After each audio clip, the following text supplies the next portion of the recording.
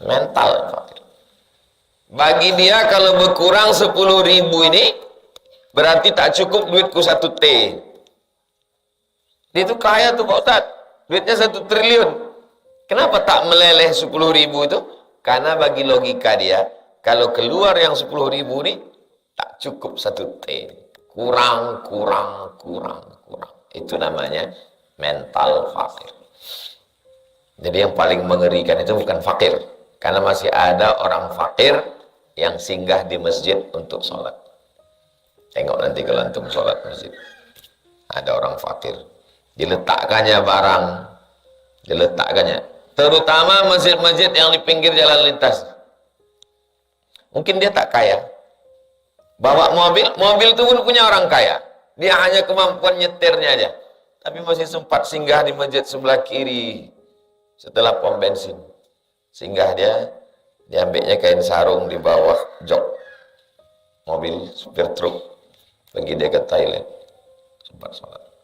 Tapi berapa banyak orang yang kaya tapi tak sempat untuk beribadah. Kenapa nggak sholat, Pak? Time is money. Waktu adalah,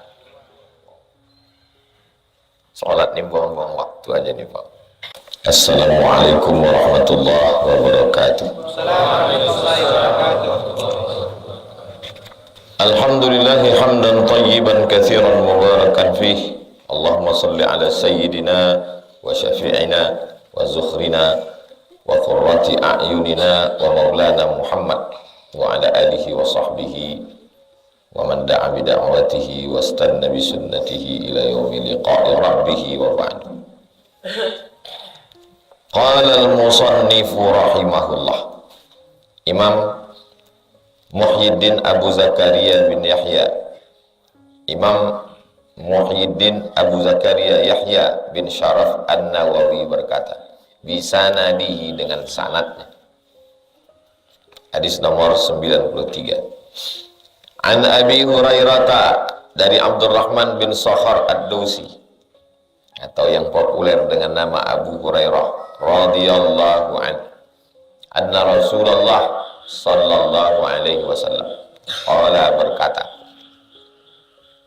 badiru, segeralah, jangan tunda-tunda, jangan ada kata nanti. Badiru, segeralah, bil a'mal, segeralah beramal. Kalau 1, amal. Kalau 2, amalani. Kalau 3, a'mal. Badiru bil a'mal, segera beramal. Jadi kalau mau bangun tahajud, buat handphone tuh jauh dari tempat tidur. Kalau dekat, picit, mati dia. Kalau jauh, melompat kita. Ada juga orang yang melompat, dimatikannya tidur di balik. Lompat, terus kamar mandi, tahajud. Kalau mau bersedekah, itu juga. Badiru, segera, jangan tunda-tunda. Kalau mau mengundang orang makan silaturahim, gitu juga. Jangan berpikir lagi, langsung. Tak usah pakai pikir-pikir. Badiru, segera. Bil a'mal, segera beramal, amal. Sab'an, sebelum datang yang 7. Kalau udah datang yang 7 ini hadis bagus untuk kultum. Saya selalu kalau untuk kultum pakai hadis yang pakai angka-angka.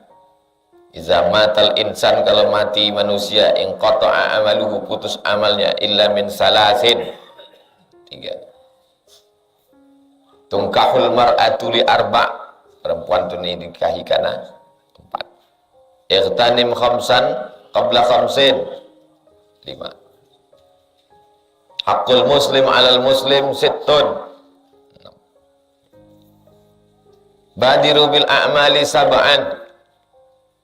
Yang angka-angka ini supaya omongan kita itu tak liar kemana-mana. Pada kesempatan ini saya akan menyampaikan kultum la tazulu qadama 'abdin yaumal qiyamah. Kaki manusia ini akan tetap tegak berdiri di padang mahsyar hatta ditanya nanti 4 pertanyaan. Jadi 1, 2, 3, 4 selesai. Panjang waktunya 7 selesai. Jadi omongan kita terarah. Hadis-hadis model begini siapkan agak 5, 6, 7. Mana tahu balik kampung disuruh orang kultum. Tak bisa kita mengelak. Dek, tolong nanti kasih kultum masjid sebentar. Saya faper tapet, Pak. Mana orang itu tahu? Tak ditengoknya itu. Ditengoknya besar win. Faper tapet. Apa tuh? Saya dari peternakan. Aku cerita aja tentang Al-Baqarah.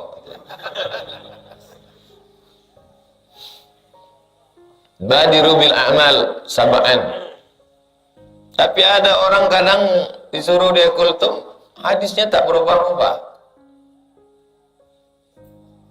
La'an salasin 3. Apapun masjid musolanya tetap 3. Rupanya dapat dari KPU nomor 3.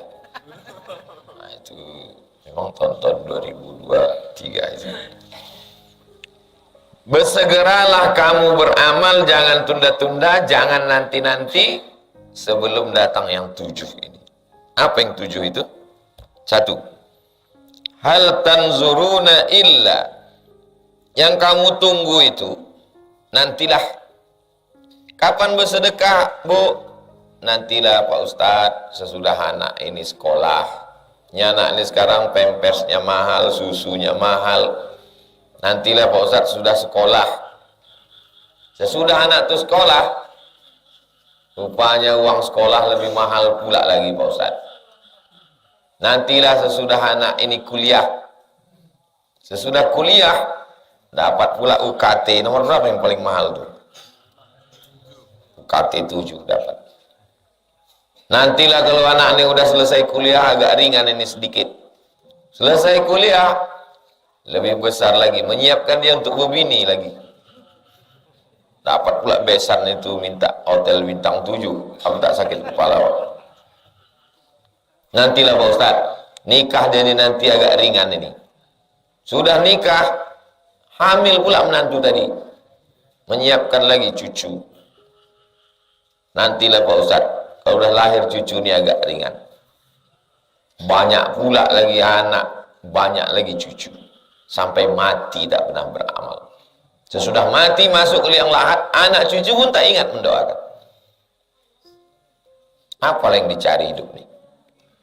Maka kata Nabi, beramallah kamu sebelum datang yang 7. Apa yang 7 itu? Yang pertama, hal tanzuruna illa, hal tantaziruna illa. Yang kamu tunggu, yang kamu nanti-nantikan itu, inilah dia cuman. Yang pertama, faqran munsiya. Faqran, fakir, miskin, susah, melarat, munsiya. Saking kan susahnya, tak sempat beribadah.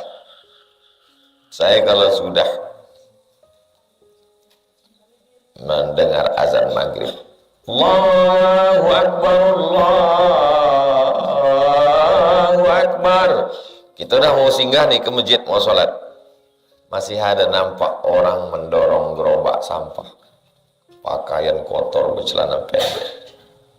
Ini orang mendorong gerobak sampah ini mau cari kaya apa cari makan? Cari makan ini. Bukan mau cari kaya. Dia ini bukan mempersiapkan untuk uang sogok tanggal 14 Februari ini. Ini cuma mau cari makan.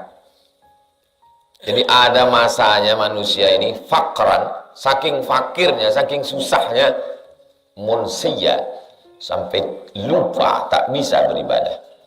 Kita alhamdulillah subuh nih. Ada orang yang subuh nih sampai tak sholat subuh. Saking kan susah. Bangun jam 4, pergi ke pasar cari makan. Mengejar pergi ke pasar untuk jual ikan, jual ini. Yang mau dicari ini makan. Yang ngasih makan tuh Allah. Yang dilupakannya Allah. Tapi memang begitulah. Kok kenapa lah pergi jam 4 dari rumah di pasar pagi sampai tak sembahyang subuh? Aku kalau tak begini tak makan, Pak Ustaz. Ada yang ngasih makan Allah. Orang zaman dulu itu bangun dia pagi, mandi, tahajud, zikir, baca Quran, selawat, istighfar, menunggu tarhim, assalatu wassalamu alaik. Habis itu sempat dia ke masjid, salaman sama tetangga, balik ke rumah, gendong anak, sarapan, pergi dia ke kebun. Sempat kebun selesai, condong matahari, azan, dia pun bersih-bersih, sholat di pondok, istri pun datang, bawa makan. Habis itu, condong matahari, pulang, mandi, bersih, sempat pula sholat maghrib, mengajar anak mengaji. Sekarang, saking fakirnya manusia ini, berangkat sebelum azan subuh, sampai di tempat kerja macet, jam 7, tak sempat sarapan, zuhur sibuk rapat, menyambung sampai ke asar, jam 5 sore pulang, kena macet, sampai ke rumah, anak tak jumpa, bini tak jumpa, sarapan pun tak jumpa. Yang saya katakan ini cerita fiktif atau fakta? Nyata terjadi zaman sekarang. Pensiun umur 60, di sebagian BUMN kantor 55, sebelum pensiun sudah mati. Pas diperiksa kena penyakit mah akut. Saking sibuknya cari makan sampai tak sempat. Suami ibu ini terlalu sibuk, seorang pekerja yang ulet luar biasa. Memang betul Pak Dokter, pagi dia berangkat tak sempat jumpa kami cari. Inilah akhirnya dia sakit lambung gara-gara tak sempat makan, gara-gara sibuk cari makan. Harta warisan banyak, habislah untuk lakinya yang baru. Apa yang dapat kita? Apalah yang kau tunggu untuk beramal itu? Inilah yang ditunggu. Fakran munsiya, kefakiran. Apa beda fakir sama miskin? Buka surat Al-Kahfi. Ammas safinatu fakanat limasakin. Sampan itu punya orang miskin. Waktu Nabi Khidir menghancurkan sampan, nampaknya sampan, diambilnya kapak, rusaknya sampan. Kata Nabi Musa, kenapa tak ada angin, tak ada hujan, kau rusak sampan tongkang ini, Nabi Khidir? Kata Nabi Khidir, alam aqul laka innaka lan tastati'a ma'iya sabra. Kan udah aku bilang sama kau, kau tak akan sabar ikut aku. Kau ikut juga. Lama-lama tak sabar Nabi Khidir dikasih taunya. Ammas safinatu fakanat limasakin. Sampan yang kurusak ini punya orang miskin. Wa kana wara'ahum malikun ya'khudhu kulla safinatin ghasba. Di sana ada seorang raja. Raja ini zalim, jahat. Asal nampaknya sampan bagus, diambilnya. Kurusak biar supaya tak diambilnya. Tak masuk itu dalam logika Nabi Musa. Jadi kalau antum berkawan agak tak sesuai, berarti mudah-mudahan antara Musa dan Khidir, jangan sampai antara Musa dan Fir'aun. Ammas safinatu fakanat limasakin. Sampan itu punya orang miskin. Loh, orang miskin kok punya sampan? Orang miskin artinya punya income, pemasukan, tapi tak mencukupi kebutuhan. Itu miskin. Janda tua, laki tak ada, anak tak ada, sebatang kara. Apa namanya? Fakir. Meninggal suaminya, anak ada, ambil upah cuci, 1 bulan dapat 700.000, kebutuhannya 2 juta. Apa namanya? Miskin. Ini tak disebut miskin, tapi disebut fakran, fakir. Fakir ini ada 2. Yang kedua, tak ada income sama sekali. Yang satu lagi, income ada, tapi dia tak mau keluar sama sekali. Itu namanya mental fakir. Dia tak fakir, tapi mentalnya fakir. Betul kata ya? Mental fakir. Bagi dia kalau berkurang 10.000 ini berarti tak cukup duitku 1 T. Dia itu kaya tuh Pak Ustaz, duitnya 1 triliun. Kenapa tak meleleh 10.000 itu? Karena bagi logika dia, kalau keluar yang 10.000 ini tak cukup 1 T. Kurang. Itu namanya mental fakir. Jadi yang paling mengerikan itu bukan fakir, karena masih ada orang fakir yang singgah di masjid untuk sholat. Tengok nanti kalau antum sholat masjid, ada orang fakir, diletakkannya barang, terutama masjid-masjid yang di pinggir jalan lintas. Mungkin dia tak kaya, bawa mobil itu pun punya orang kaya, dia hanya kemampuan nyetirnya aja, tapi masih sempat singgah di masjid sebelah kiri setelah pom bensin. Singgah diambilnya kain sarung di bawah jok mobil supir truk, pergi dia ke Thailand, sempat sholat. Tapi berapa banyak orang yang kaya tapi tak sempat untuk beribadah. Kenapa nggak sholat, Pak? Time is money. Waktu adalah,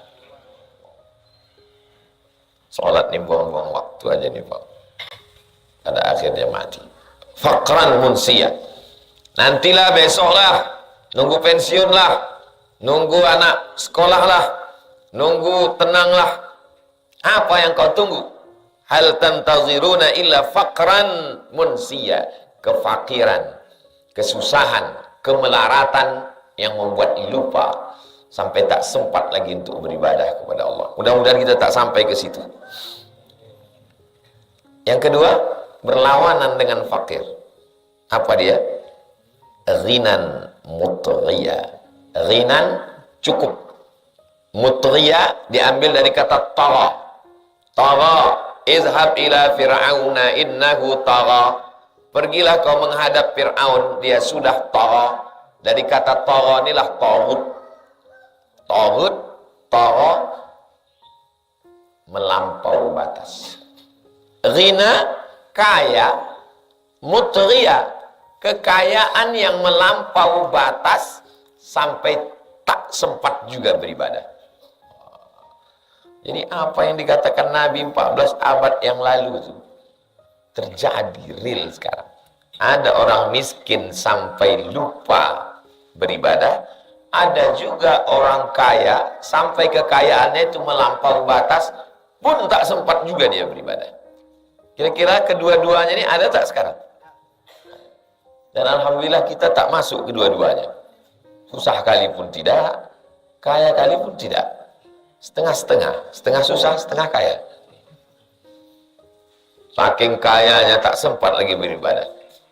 Mikirkan pupuk sawit, karet, getah, pabrik, itu, ini, sengon, itu, ini, ekspor, impor. Kerjanya apa?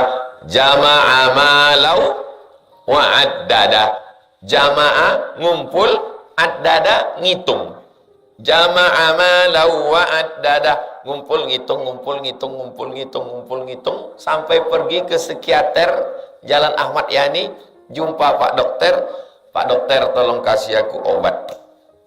Obat apa Pak? Aku sampai jam 2 malam. Jama'a malau wa addada. Ini investasi sini. Jam sekian, jam 2 malam. Mana ada tutupnya kantor? Kantor memang tutup jam 4 sore udah tutup. Tapi otak ini tidak pernah tertutup, berpikir terus. Apalagi main judi online, apalagi main chip, apalagi yang anak-anak muda flexing yang masuk penjara. Apa permainannya itu? Macam-macam permainan dunia yang sebetulnya adalah investasi bodong.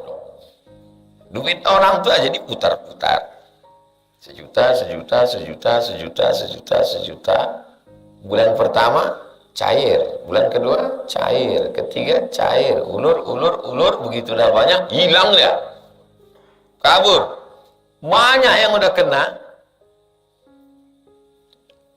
Ustaz, apa hukumnya ini? Saya bilang ini investasi bodong. Haram, jangan kalian ikut. Saya buat video pendek di grup Indragiri Hilir sekitar 5 atau 6 tahun yang lalu. Indragiri Hulu, Rengan.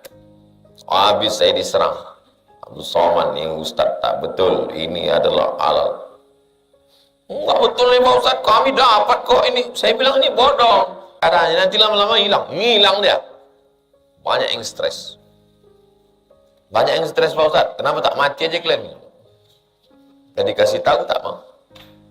Muncul lagi nanti, ada lagi yang ikut. Muncul lagi, ada saja yang baru. Apa yang membuat orang ini tetap mau dibohongi? Hawa muttaba, mengikuti hawa nafsu. Ingin. Kerja tak keras, duit mau banyak. Keinginan, konsumtif. Yang ditonton, Instagram, artis. YouTube, artis. TV, artis. Kerja ece-ece, uangnya serius. Kerja dia serius, gajinya ece-ece. Untuk apa sekolah? Anak-anak sekarang tanya, kamu mau jadi apa? YouTuber. Berapa orang YouTuber yang tak sekolah itu yang jadi orang? Coba itu. Hitunglah, tak sampai 10 jari. Mau jadi itu. Dirusak mindset. Jadi untuk apalah kau sekolah? Sekolah itu paling tidak memperbaiki cara berpikir dan membuka peluang. Cobalah aja tim survei dunia ini. Berapa orang-orang yang tak sekolah itu berhasil? Jadi itu. Dan berapa orang pula yang berhasil itu sekolah. Sekolah bukan satu cara keberhasilan, tapi dengan sekolah paling tidak membuka peluang dan kita disuruh berusaha, berikhtiar. Salah satu usahanya adalah sekolah. Nah, sekarang diiklankan mana nggak perlu sekolah. Mau jadi apa? Dirusak. Nauzubillah. Miskin terlalu susah melarat sampai lupa beribadah, lupa sembahyang sampai tak sholat, sampai tak puasa. Subuh, zuhur, asar, maghrib, isya tak ada. Puasa Ramadan 30 bulan. 30 hari kita puasa. Au ghinan mutghiya, atau terlalu kaya sampai melampaui batas sampai tak sempat juga untuk sholat. Cuman mau sholat subuh, tadi malam tidur jam 3. Ya sebentar, investasi ini. Yang di Bogor mana? Ini. Yang di Bangkok mana? Ini. Hanya tidur jam 3, bangun jam 9. Yang ketiga, au maradan mufsida, atau maradan penyakit mufsida yang merusak. Mufsid dari kata fasad. Maradan penyakit. Apa yang kau tunggu belum juga lagi sholat? Apa yang kau tunggu belum juga lagi puasa? Apa yang kau tunggu belum juga ngaji? Sampai datang penyakit yang merusak. Sampai akhirnya datanglah penyakit. Akibat selalu terlambat makan, tak sarapan, kenalah penyakit mah akut, asam lambung. Akibat kurang olahraga, naik berat badan, jantung diselimuti lemak, akhirnya jantung itu tak bergerak, mendadak mati karena serangan dua, serangan jantung sama serangan Rusia ke Ukraina. Dulu orang minum teh juga sama gula teh manis yang diminum atuk-atuk kita dulu sama yang diminum orang sekarang. Kenapa orang itu dulu tak ada kena kencing manis? Kenapa lah datuk-datuk kita dulu tak ada kena diabetes? Karena nggak periksa Pak Ustadz. Apa pula itu jawabannya? Mereka pagi makan ketupat gulai paku, pakai santan, pakai paku, pakai melinjo, sepiring besar, minum teh manis 1 gelas besar, habis itu dibajaknya sawah 1 hektar. Keluar jadi keringat. Orang sekarang makan rendang, makan gulai, makan soto, makan sup, minum teh manis, minum susu, hidupkan AC, tarik selimut. Menggumpallah dia di dalam, santan jadi minyak, masuk ke darah.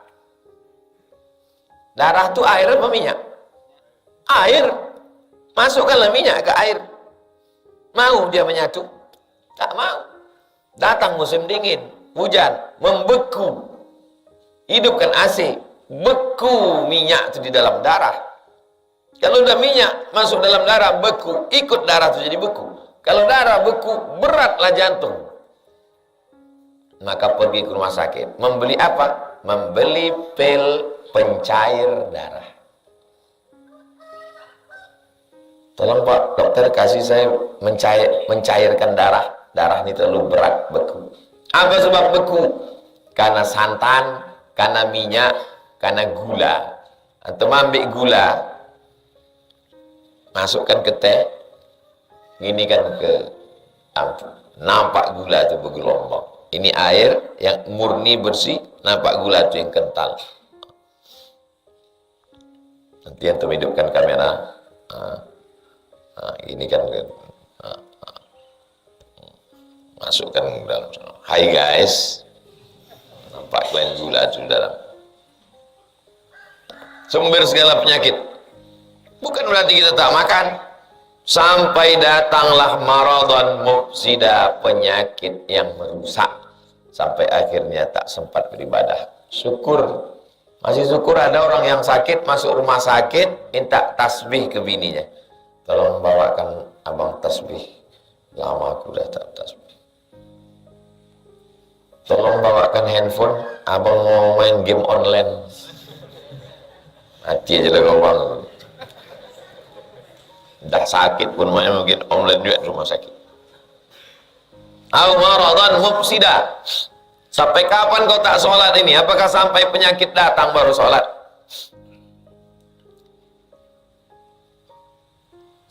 Fakir yang membuat lupa, kaya yang melampau, sakit yang merusak. 4. Haraman mufnida. Haram. Kalau pakai ha, haram. Kalau pakai ha, haram.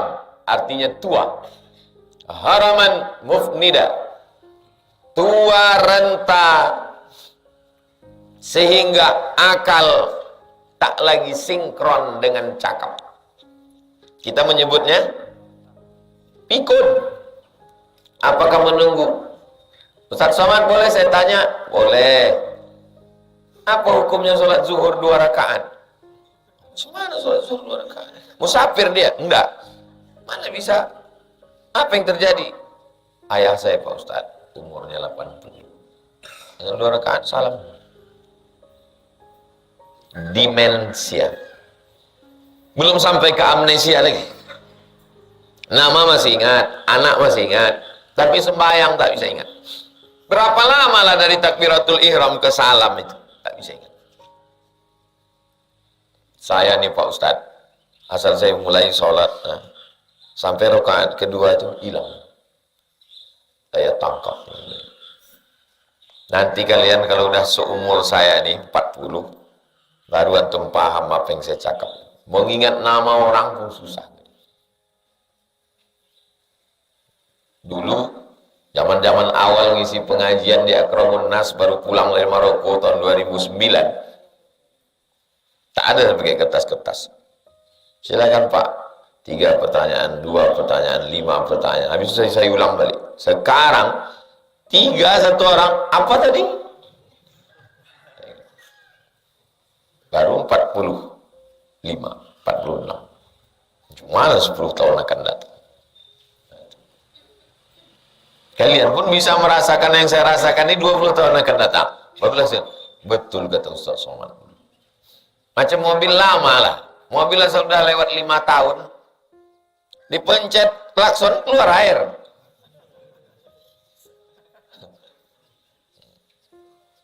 Haraman, tua, mufnida. Tak sinkron lagi antara akal dengan cakap, pikiran. Lemah semua. Wa man nu'ammirhu nunakkishu fil khalqi. Siapa yang kami panjangkan umurnya, kami kurangi kejadiannya. Dulu waktu pertama berjalan, Sami belajar berjalan, menggeletar. Kita pun nanti gitu. Tegak tuh menggeletar. Indahnya waktu kita menggeletar tuh, anak kita megang. Dulu ada orang ngirim gambar di Instagram. Sekarang emaknya udah tua, ayahnya udah tua, dia pula menatih orang. Indah sekali itu. Mudah-mudahan anak kita anak-anak soleh-soleh. Yang sekarang apa yang terjadi sesudah kita tua? Dibawanya maknya ke jalan tol, letakkannya situ. Antum dapatkan beritanya? Seorang ibu dituntut anaknya di pengadilan gara-gara memotong sebatang kayu di belakang. Saya baca-baca berita ini, ingin kali saya jumpa sama anaknya. Mau saya sumbatkan sambal belacan ke muncul. Apa isi otak? Meletakkan ibu di pinggir jalan tol. Ibu-ibu di depan rumahnya menangis. Orang mau datang mengambil rumah itu. Rupanya rumah itu sudah dijual. Macam mana ibu umur 70 tahun menjual rumahnya? Diginikan orang tuh stempel malam-malam. Rumah ini sudah saya jual. Memang dunia udah tua, dunia mau kiamat. Apalah yang kau tunggu beribadah ini? Yang keempat, haraman mufnida, masa tua yang memikunkan, yang tak lagi sinkron antara apa kata otak, apa kata mulut. Berikutnya yang kelima, au mautan mujhiza. Mautan, maut, mati. Mujhiza, siap. Jadi kalau ada orang mengatakan, saya nih Pak Ustadz belum siap lagi mati. Kau belum siap, mati itu udah siap. Kita nih mati bukan ditanya. Bukan, kau pikir malaikat itu datang, udah siap. Mati itu udah siap, dia udah lama siap dah.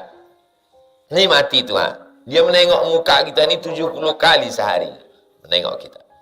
Cuman belum sampai timing waktunya, kata Allah, tunggu dulu, belum. Kenapa Allah tak ngasih tahu kita kapan mati? Karena kalau dikasih Allah tahu kapan mati, itu tak ada orang yang ulang tahun ketawa. Sekarang semua orang ulang tahun ketawa kan?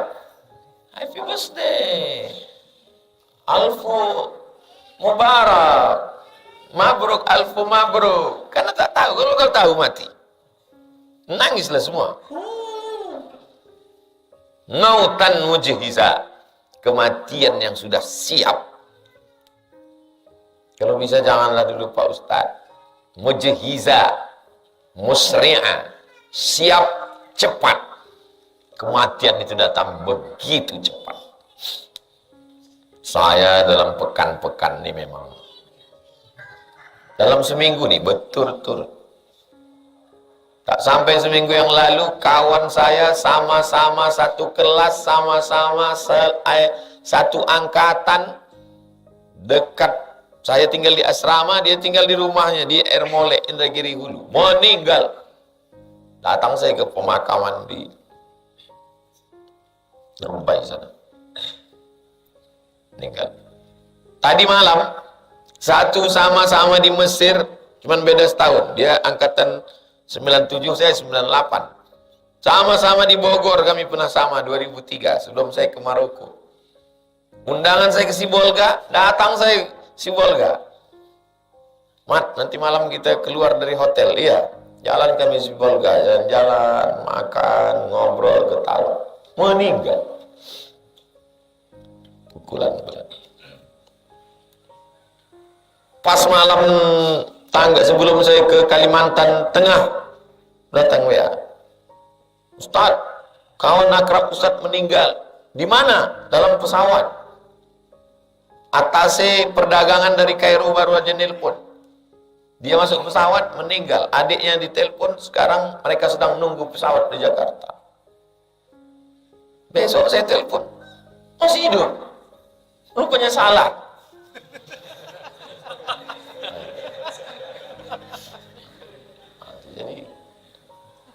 Jadi sekarang, jadi sejak salah kabar nih, setiap ada orang meninggal saya ragu pula, betul tak meninggal. Jadi antum jangan ngeprank main masalah meninggal, jangan. Masalah meninggal jangan main-main. Jangan main-main prank-prank itu tak betul. Saya tidak seuzon mereka ngeprank, saya enggak.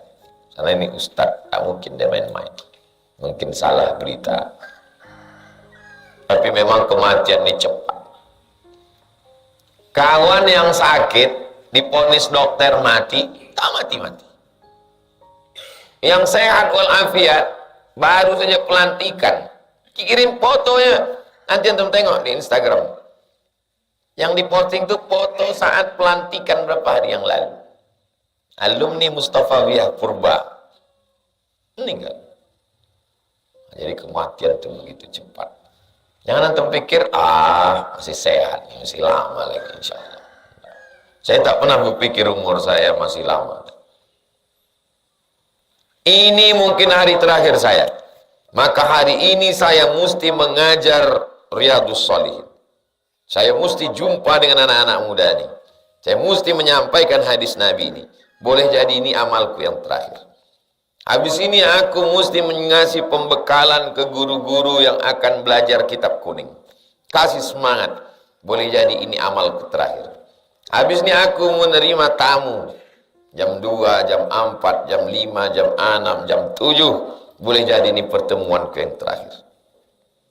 Anggap hari ini hari kita terakhir. Kalau sholat, jadikan sholat itu sholat terakhir. Mungkin sholat subuhku ini adalah sholat subuhku yang terakhir. Saya Pak Ustadz kalau ingat mati ini saya jadi lesu. Berarti tak betul. Dengan mengingat mati kita jadi semangat. Dengan mengingat mati kita menjadi lebih berenergi. Kenapa? Karena dengan mengingat mati kita jadi takut buat dosa dan kita makin semangat untuk mengumpul amal. Karena satu-satunya yang kita bawa mati cuman nanti antum menikah, punya istri, buah hati, belayan jiwa, siang dan malam terbayang-bayang, makan tak kenyang, tidur tak lelap, mati antum. Cuman 4 bulan 10 hari iddahnya. Habis itu dia pun dipinang orang dengan bismillah. Habis. Kita semua akan mati menghadap Allah. Jadi jangan pernah takut cerita tentang mati. Banyak suami-suami takut cerita mati sama bininya. Banyak istri-istri takut cerita mati sama. Banyak orang tua takut cerita mati sama anaknya. Kalau saya selalu saya cerita tentang mati. Kalau nanti mati kalian begini. Supaya orang siap mental. Jangan kita tak pernah cerita mati sama sekali. Tiba-tiba mati kita. Terbodoh semuanya. Bingung mereka. Menyelenggaran jenazah pun tak tahu dia. Cerita mati. Supaya mental orang siap. Berikutnya yang ke 6. Awid Dajjal atau datang Dajjal. Apalagi yang kau tunggu, belum juga beribadah, belum juga lagi tobat, belum juga lagi hijrah, belum juga lagi ngaji, belum juga lagi sholat. Apa nunggu Dajjal? Apa nunggu Dajjal datang? Fasyarru ghaibin. Itulah yang paling syar, paling jahat. Ghaibin, semua yang gaib, semua yang belum nampak. Setan gaib, iblis gaib, setan jahat, tapi yang paling jahat Dajjal. Fasyarru ghaibin yuntazar, sejahat-jahat yang belum nampak, yang dinanti, yang akan datang sebelum hari kiamat. Maka jangan tinggalkan baca surat Al-Kahfi malam Jumat. Syukur-syukur bisa hafal 10 di awal, 10 di ujung, supaya diselamatkan dari Dajjal. Dajjal karena dia bajunya koko, isinya setan. Itu ngerinya Dajjal. Ditunjuknya tanah. Ya ardu umbuti, hai tanah, tumbuh. Tumbuh tanah. Ditunjuknya langit. Ya sama imtiri, hai langit, turun hujan. Turun hujan. Mayat ditunjuknya. Ya mayit wahai mayat, hidup, hidup. Disangka orang dia Al-Masih.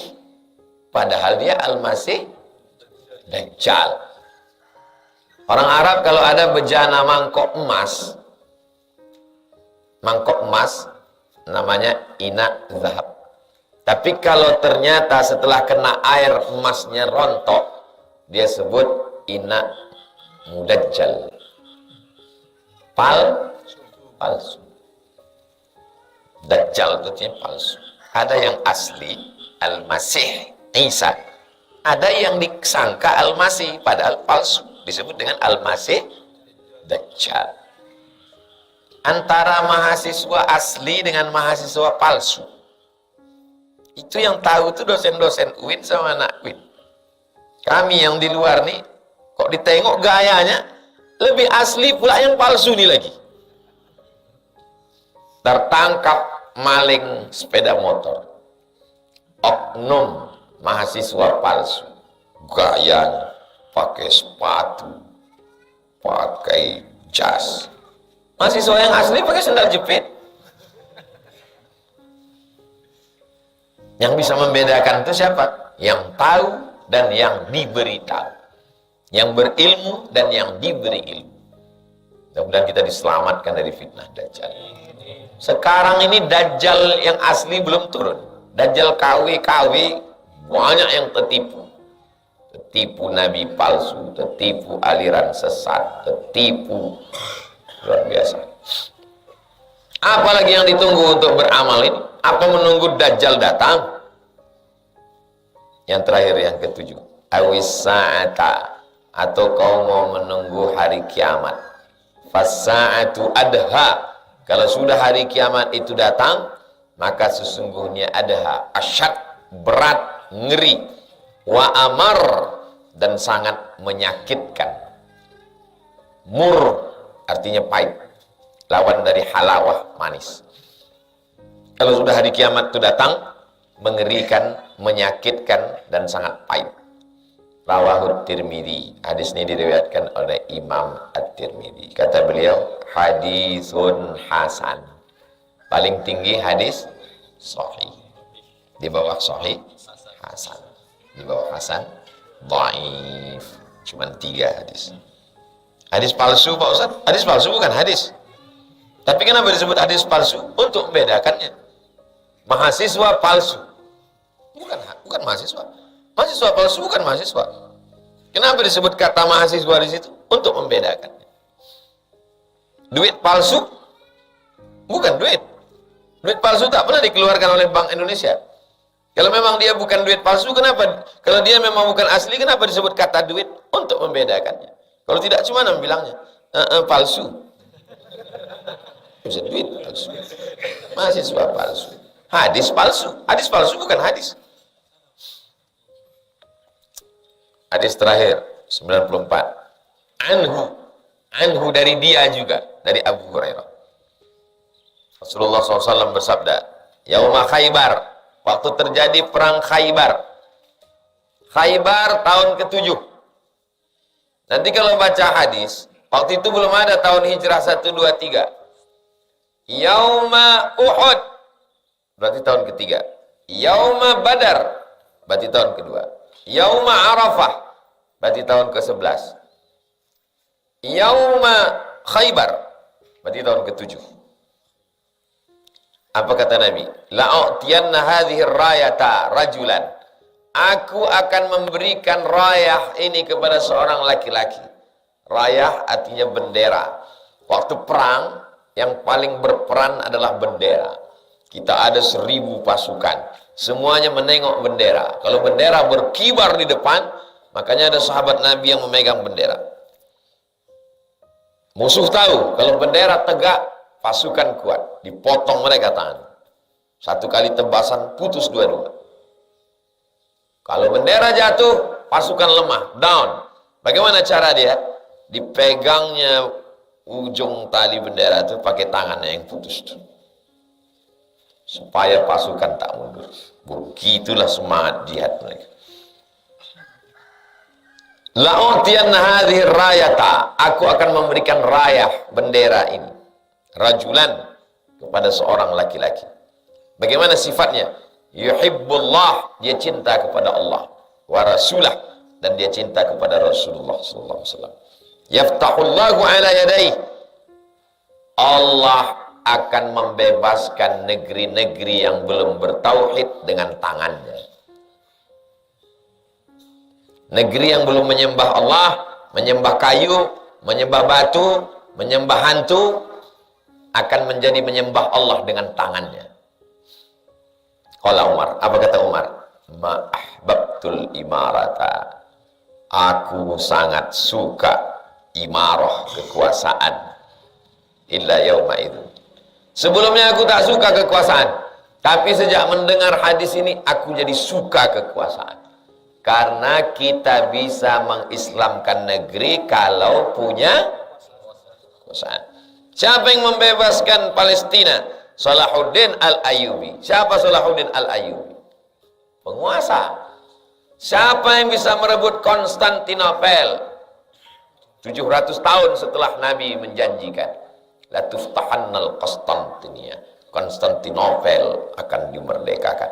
Kebetulan yang mendengar hadis ini namanya Abu Ayyub Al-Ansari. Abu Ayyub Al-Ansari mendengar hadis ini umurnya 80 tahun. Abu Ayyub yang ngasih rumah waktu Nabi di Madinah. Ya Rasulullah, kau di atas aku bawah. Dia mendengar hadis ini umurnya 80 tahun. Pergi dia ke Konstantinopel. Umur 80. Antum cari sekarang orang umur 80, antum bacakan hadis ini. La tuftah. Kalian aja lah. Abu Ayyub Al-Ansari pergi dari Madinah ke Konstantinopel karena mendengar hadis kamu akan membebaskan Konstantinopel. Meninggal dia di Konstantinopel. Makamnya sekarang di bawah pokok kayu. Panjang umur sehat badan, antum ke Turki nanti singgah di makam, cari mana Masjid Ayyub Al-Ansari. Baru terwujud di tangan Muhammad Al-Fatih. Siapa Muhammad Al-Fatih? Anak murad 2. Kekuasaan. Aku tak pernah suka kekuasaan, kata Umar.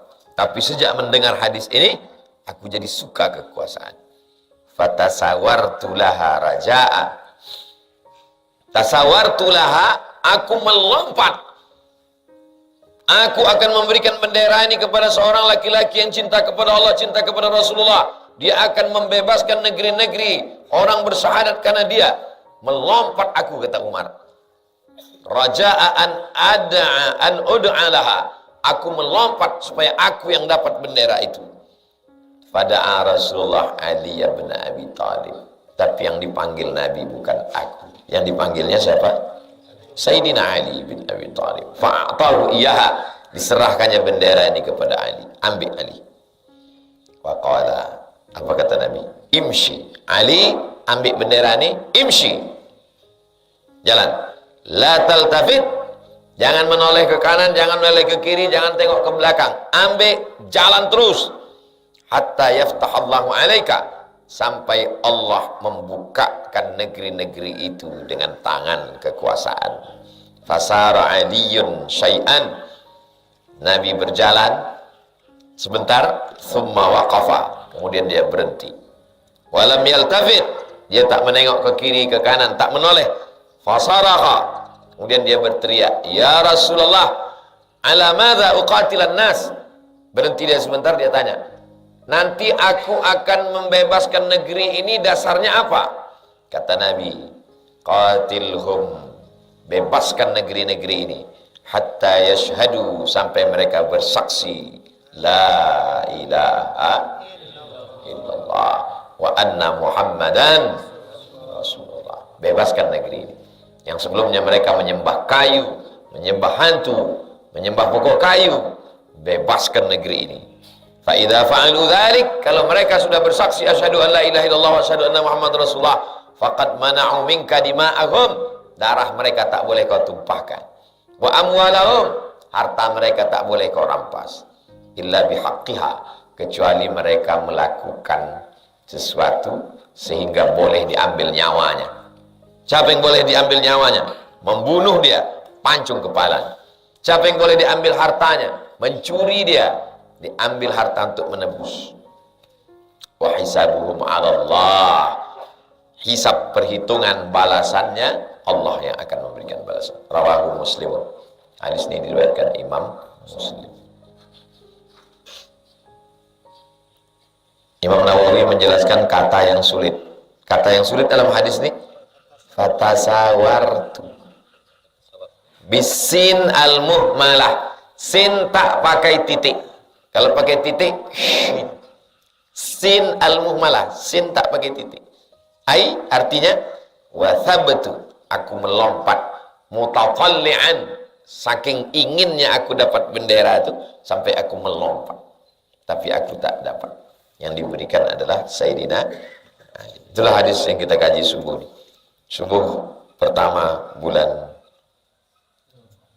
Juni nanti. Ini terakhir Mei. Juni nanti masuk bab baru Mujahadah, bab yang ke-11. Dan berapa bulan kita membaca nih? 39. 39 itu hampir melahirkan. 7 bulan lebih. Kita jawab pertanyaan baru kita sholat sunat Isyraq 2 rakaat. Apakah perbuatan maksiat kita dulu mempengaruhi pikir fakir atau miskin? Dzalika bi anna Allah lam yakum mughayyiran ni'matan an'amaha ala qaumin. Allah tidak merubah nikmat yang diberikannya kepada seseorang. Hatta yughayyiru, merekalah yang merubah nikmat itu. Jangan berzina, jangan riba. Kenapa? Menyebabkan tertahannya turun rahmat Allah. Jadi perbuatan dosa memberikan efek kepada rezeki. Oh, saya tak percaya Pak Ustadz, tetangga saya itu berzina aja kerjanya, mabuk aja kerjanya, kenapa rezekinya lancar? Mana yang kau maksud rezekinya lancar? Itu mobilnya mewah, itu bukan rezeki, itu laknat. Makin punya mobil, itulah makin banyak dosa dia. Berdosa terus dia. Ah, kalau gitu aku mau laknat aja lah Pak Ustaz. Payah memang cerita sama orang yang kurang akal. Rezeki itu sesuatu yang membawa engkau kepada Allah. Itu rezeki. Itu motor, mobil yang ada di luar itu rezeki semua itu. Yang parkir di karaoke itu laknat. Tapi bentuknya macam rezeki. Jadi memahami rezeki, banyak orang kalau punya motor rezeki, kalau sepeda buruk laknat. Logika berpikir ini logika orang musyrik dulu. Kalau tempat tidurnya dari sutra, rezeki. Kalau tempat tidurnya dari pelepah kurma, laknat. Kalau begitu cara pikirmu sekarang, berarti apa beda kau sama Abu Lahab sama Abu Jahal? Karena waktu itu yang tidur di sutra itu Raja Persia, Raja Romawi, yang tidur di pelepah kurma Nabi Muhammad SAW. Andai kau hidup zaman Nabi, pasti kau ikut Abu Lahab.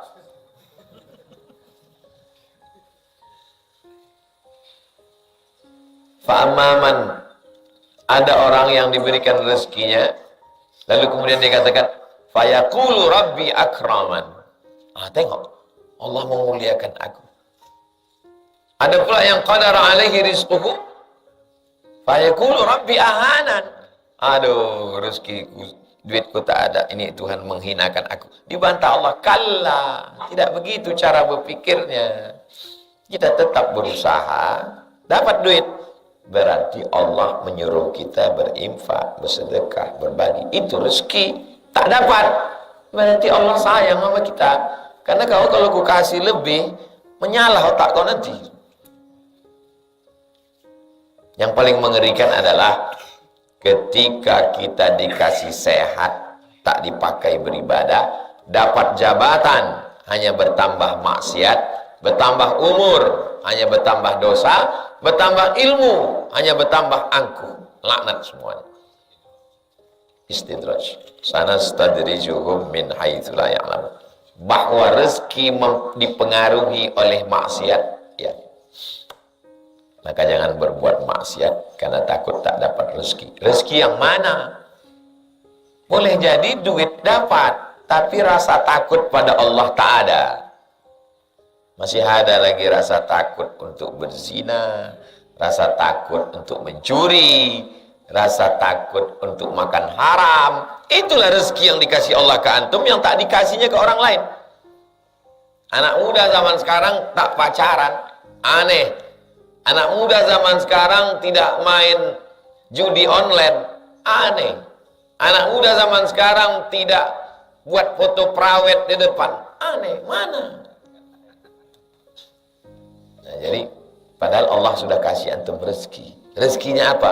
Rezeki yang paling mahal, takut berbuat maksiat. Itulah rezeki yang paling hebat. Cuman kita tak menyangka itu rezeki.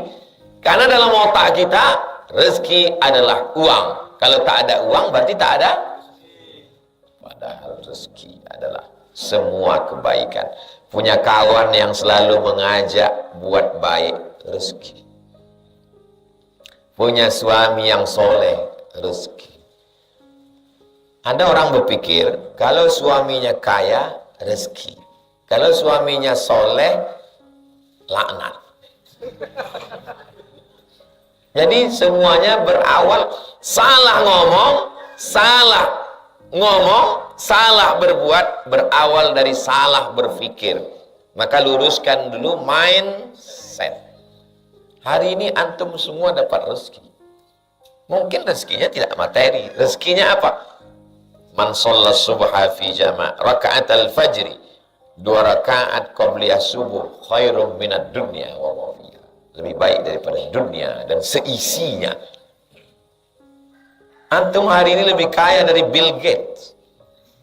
Tapi dalam pandangan Allah, bukan dalam pandangan kawan antum. Lagi-lagi kita mesti meluruskan cara berpikir. Mindset. Mind otak. M-I-N-D. Mind otak. Settingannya. Bukan mindset otak setan. Bagaimana hukumnya sandal kita hilang di masjid? Lalu pengurus masjid menyuruh bawa aja sandal yang ada. Bawa aja, bawa.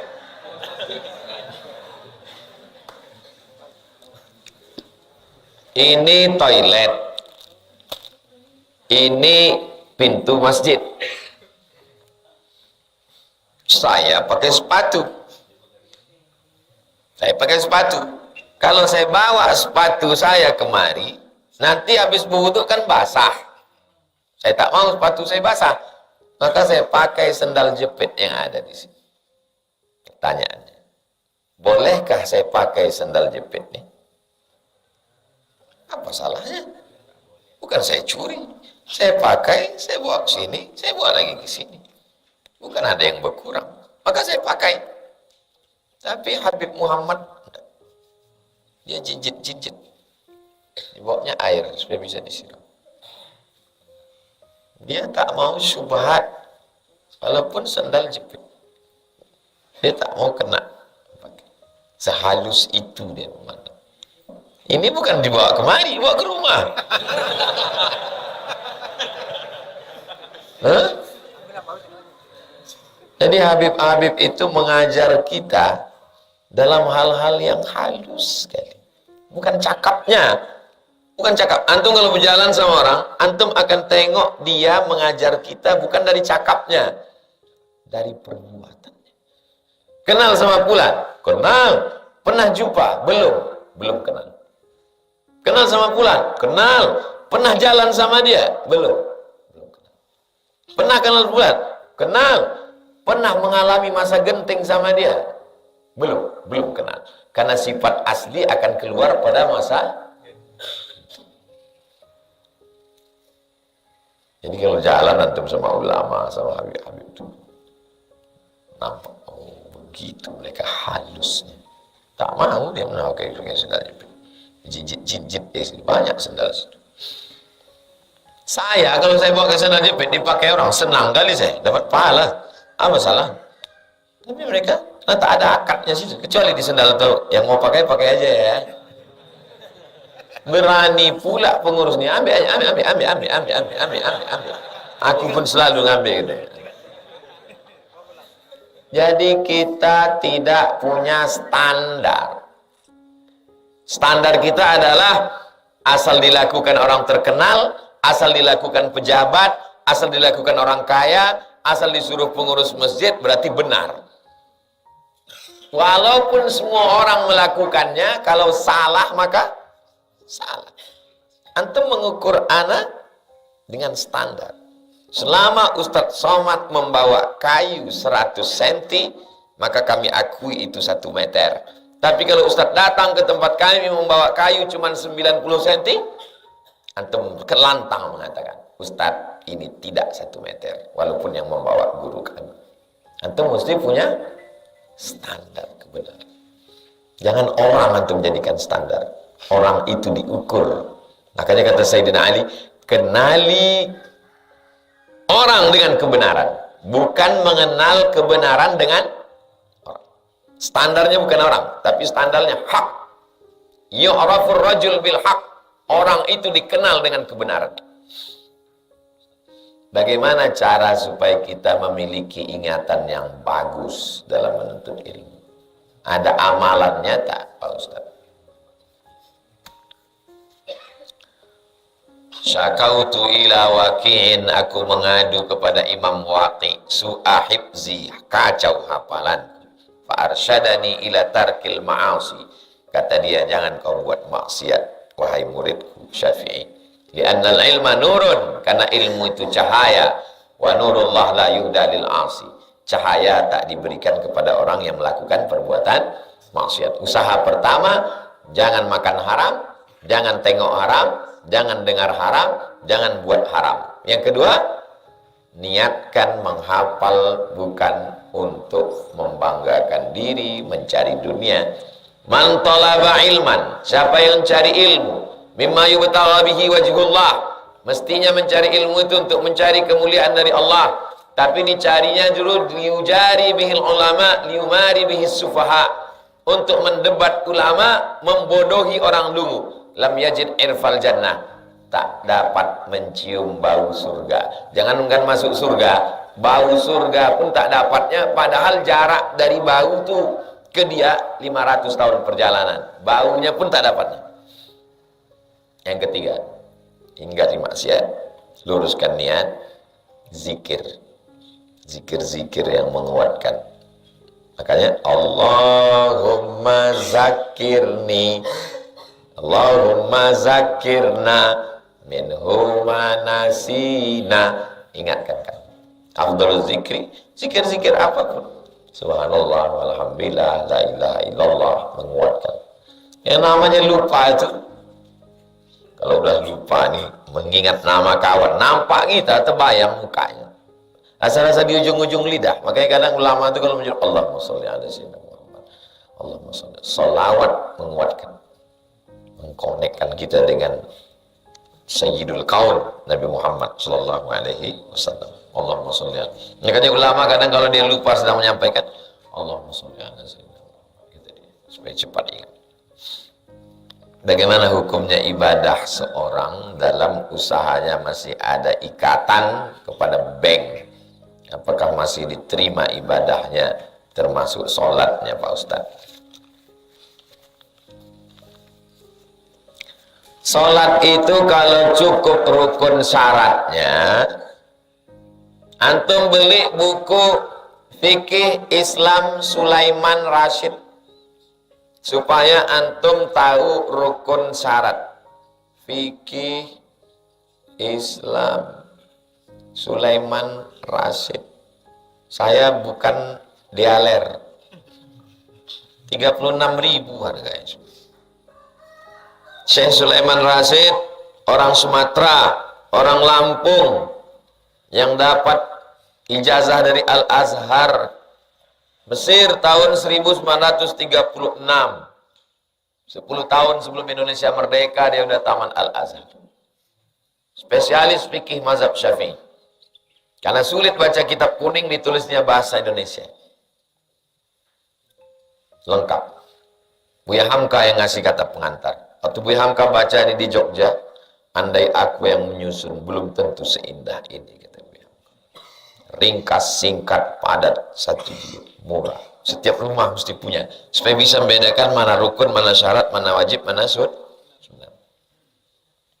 Anto kerja di bank, makan riba, minum riba, rumah riba, nikah riba, semuanya riba. Antum sholat, cukup rukun, syarat, wajib, sunat. Secara fikih diterima sholat antum. Secara fikih. Saya panitia penerimaan mahasiswa.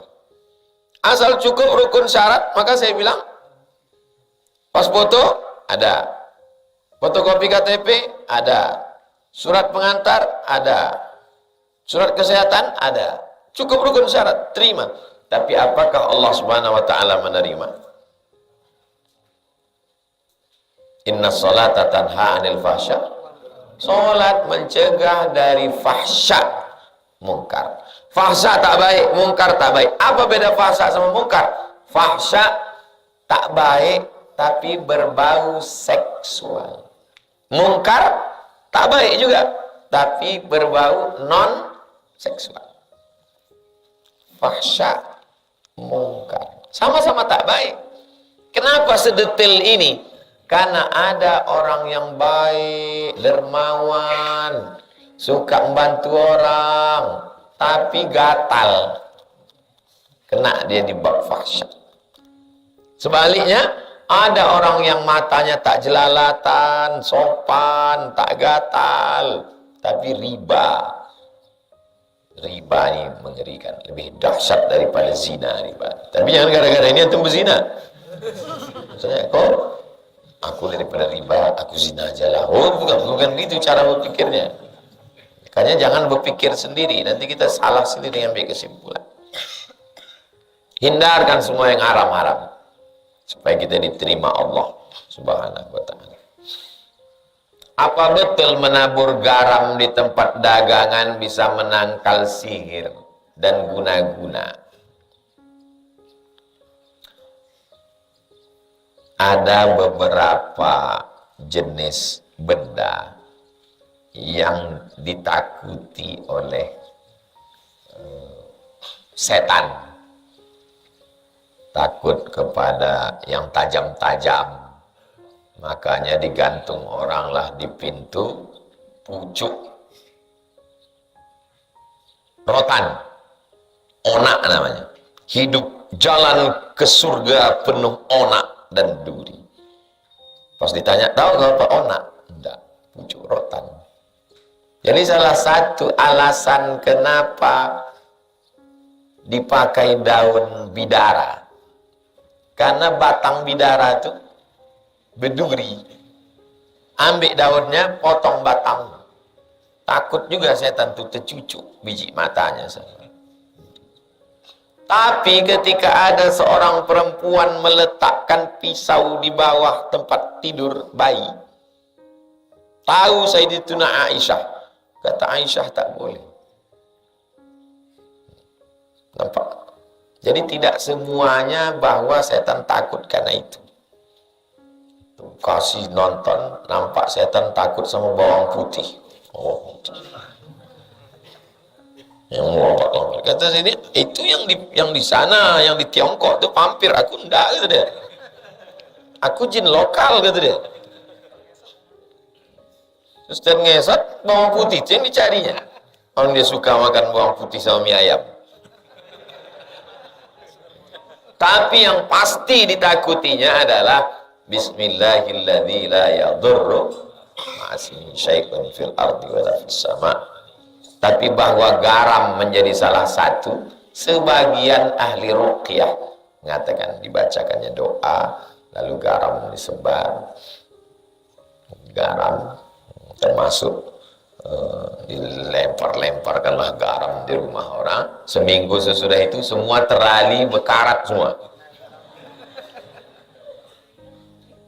Kenapa ala bekarat ini? Jin apa yang mengganggu? Bukan jin mengganggu. Kau siramkan pula garam ke terali rumah. Yang pasti yang tak ada ikhtilaf adalah doa kepada Allah. Karena Allah yang menjaga. Bahwa ini masih ada ini setuju, ini tak setuju. Al-khuruju minal khilafi aula. Keluar daripada khilaf lebih utama.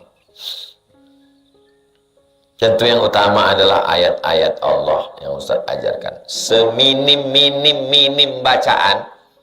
Baca pagi, share di grup. Bacaan paling minimalis. Kalau sanggup baca. Tak sanggup baca, antum dengarkan aja ini.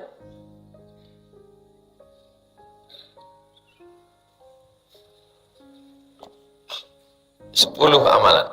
Istighfar 3 kali, Fatihah sekali, Al-Ikhlas 3 kali, Al-Falaq sekali, An-Nas sekali, pangkal Al-Baqarah 5 ayat, ayat kursi, ujung Al-Baqarah 3 ayat, La ilaha illallah, selawat 10.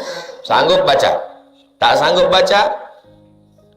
Ikuti yang saya baca nih, saya kirim MP3-nya, nanti share di grup. Tak sanggup juga ngikuti, dengar aja. Tak usah ikuti, dengar aja. Dengar 10 menit, 5 menit. Dengar. Mendengar pun tak sanggup, berarti udah mati dah. Orang yang tak bisa bercakap, yang terbaring di ICU, dia mendengar apa tak mendengar? Antum jangan mencakapkan dia. Mana tahu nanti ibu-ibu ini suaminya di ICU sendiri. Bercakap sendiri. Cepat aja lah bang, kami udah tak tahan lagi. Cepat ya bang. Oh dengar dia tuh.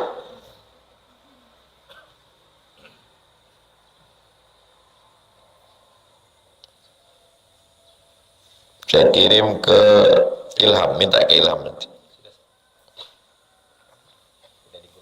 Mendengarnya. Jadi saya tahu orang ini mendengar. Waktu saya menjenguk ke rumah sakit, saya bisikkan ke telinga. Ya Syafi, ya wahai menyembuhkan, ya Kafi, wahai engkau yang maha mencukupkan, ya Mu'afi, kau maha menyehatkan, isfi mardona. Meleleh air matanya. Padahal koma.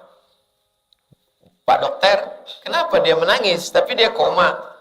Orang Pak Ustadz, walaupun koma, itu keong yang ada di dalam, kan macam keong dalam. Macam keong. Itu tetap aktif. Barulah saya paham.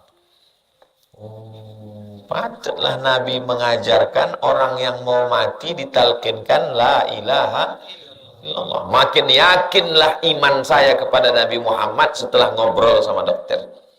Itu menunjukkan keimanan bertambah dengan Seandainya dokter itu bilang, tak usahlah bisikkan Pak Ustadz, apapun yang dibisikkan tak dengar dia itu.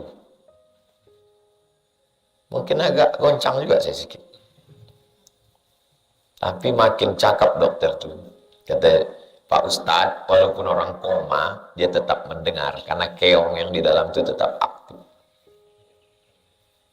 Patutlah hadis mengajarkan talkinkan orang mati. La ilaha illallah. Apa yang ditalkinkan? Dia koma. Rupanya dia mendengar. Maka antum jangan berbisik macam-macam di samping orang koma.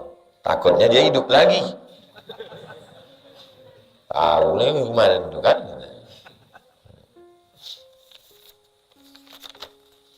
Oh ini kertasnya pakai pakai telepati dia.